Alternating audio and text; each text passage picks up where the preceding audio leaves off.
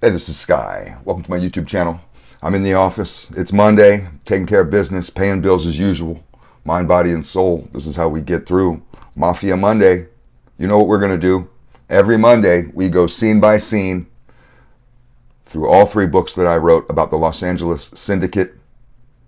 We're on the first book, California Gangsters. We're just about to start chapter 11. Our main character, Simon Castro.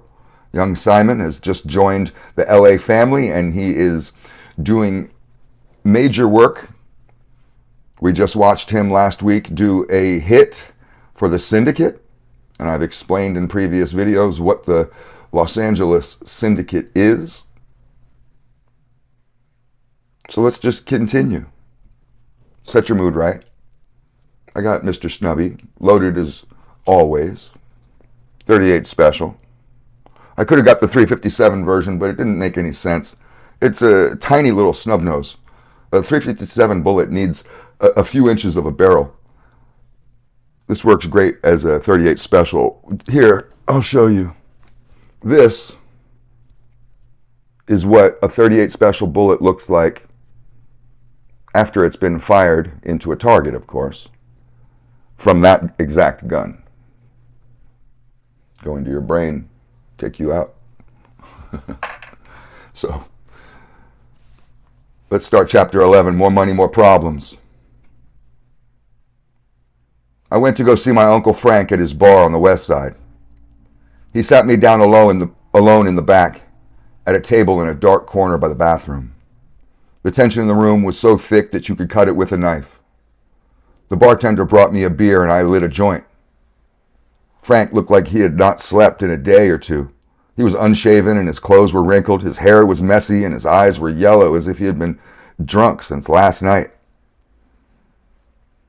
He said, "Simon, I won't lie to you. Shit is real fucked up. The family is in its worst state in my entire career. You ready for this?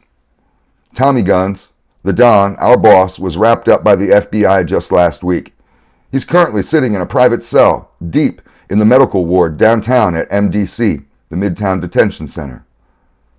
Tommy Guns is done for." I looked confused.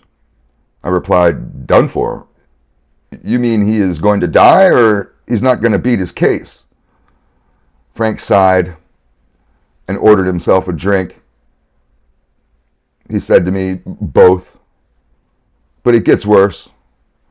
The various syndicate mobs who hold a seat on the board of directors are getting hit from all sides right now. This is major shit, kid. They're going to be raids all over the city. The feds are going crazy. If this doesn't take us all down, it will, at the very least, change the entire landscape of the criminal underworld out west forever." I sat back in the booth and then took a hit off my joint. I replied, "Well, let me take this one issue at a time, Frank. So, you say Tommy Guns is in prison. So who's going to take over the family?" Frank lit a cigar, adding to the clouds of smoke which already hovered over our booth. The bartender brought over a bottle of Big O's whiskey and a glass for Frank, who handed the old man a $100 bill. The bartender shoved the money in his shirt pocket as he hobbled back to his post, staring through the neon Budweiser sign in the window, dreaming of his past.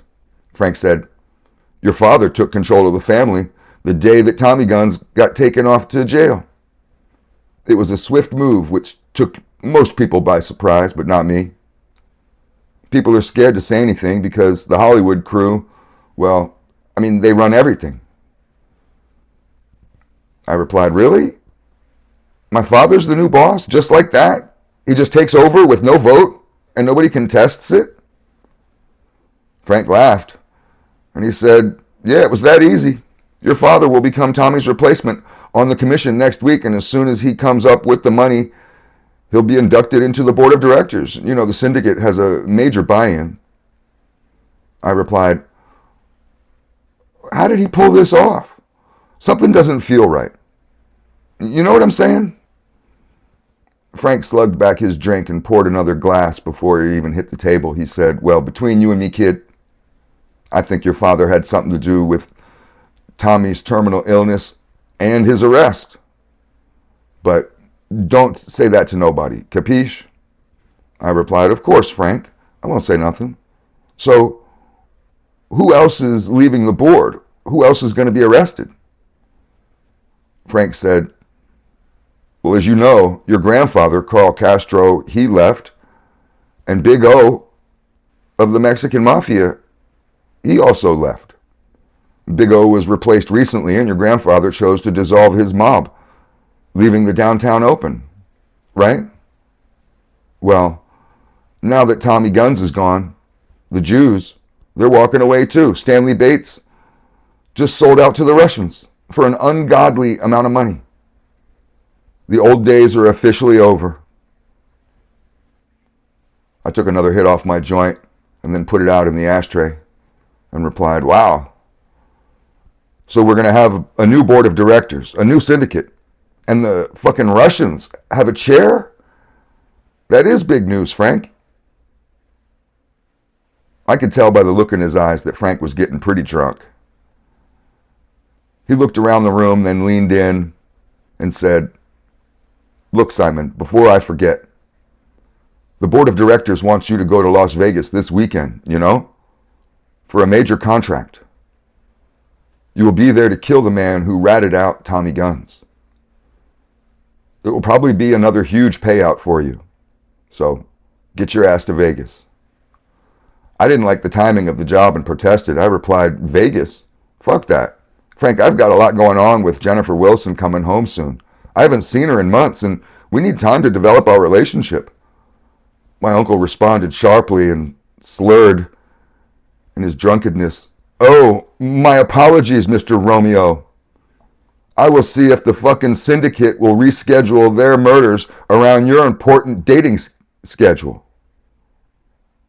Now that you are on the company payroll, you'll be doing any hit that they want. I warned you about this stuff. They own you now. I shook my head and said, well, okay then, Frank, I guess I'll go to Las Vegas. I'll get in and out, no problem.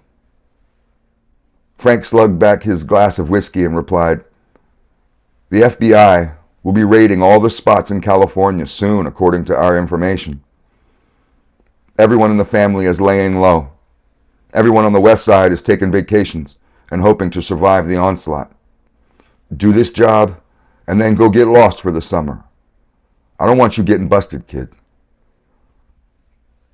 I shook my head, listening to some of his advice and blowing off the bits that didn't fit my plans. I replied, okay, Frank.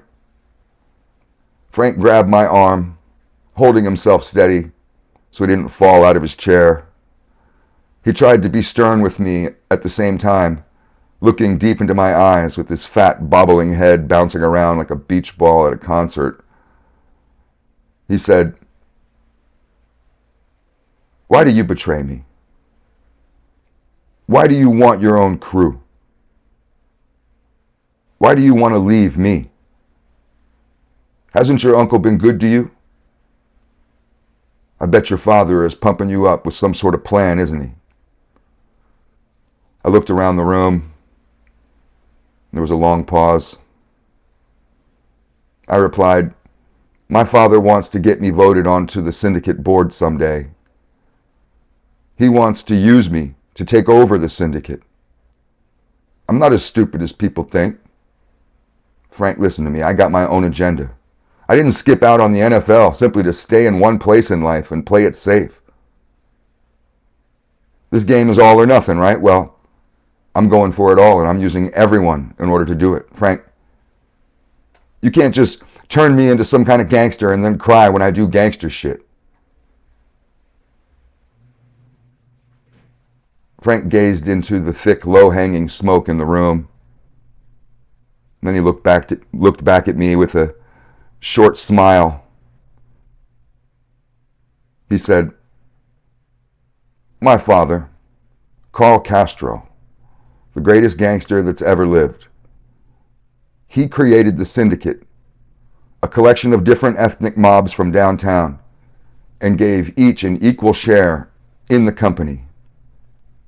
If you make it up the ladder that far, Do the right thing and run the company like a real Castro would. Run it like my father would. Don't let this new syndicate ruin what my father started so many years ago. Don't let your father ruin the syndicate. I stood up to leave, putting my hand on my Uncle Frank's shoulder. I replied, "Everything will be okay. Don't worry." Frank looked at me and said, "You get your ass to Vegas, kid. Do that job and then lay low for a couple months. Like I told you, be careful, Simon." All right, we'll stop here. Next Monday, we'll go to Vegas and we'll do a murder. Thanks for watching.